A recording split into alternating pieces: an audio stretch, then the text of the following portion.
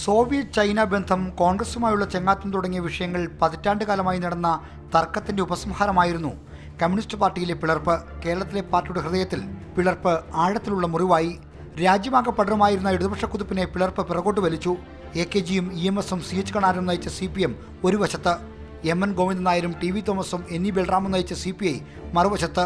ആക്ഷേപങ്ങളുമായി നേതാക്കൾ മുനകുറിപ്പിച്ചപ്പോൾ അണികൾ തെരുവിലേറ്റുമുട്ടി. ത്യാഗികളായ അനേകം പ്രവർത്തകർ രാഷ്ട്രീയം ഉപേക്ഷിച്ചു. 65-ലെ തിരഞ്ഞെടുപ്പിൽ 2 സീറ്റിലേക്ക് CPI പിന്തള്ളപ്പെട്ടു. 40-ലേറെ സീറ്റുകൾ നേടിയ CPM അണികൾ തങ്ങൾക്കൊപ്പമെന്ന് വിളിച്ചു പറഞ്ഞു. ഔദ്യോഗിക പാർട്ടിയും പിളർപ്പന്മാരും കൈകോർത്ത 67-ലെ തിരഞ്ഞെടുപ്പിൽ വിജയം നിശ്ചയിച്ച ഒരു ഘടകം പാർട്ടികൾ ഒന്നിച്ചേക്കുമെന്ന അണികളുടെ പ്രതീക്ഷയായിരുന്നു. അതിനും ആയുസുണ്ടായില്ല. കോൺഗ്രസ് കൂട്ടിൽ CH മേനോൻ സർക്കാർ രൂപീകരിച്ചപ്പോൾ CPM വിമർശനം ശരിയാണെന്ന് തെളിഞ്ഞു. പാർട്ടി എന്ന നിലയിൽ ശക്തിയാർജിച്ച CPM 80കളോടെ മുഖ്യ പാർട്ടിയായി മാറി.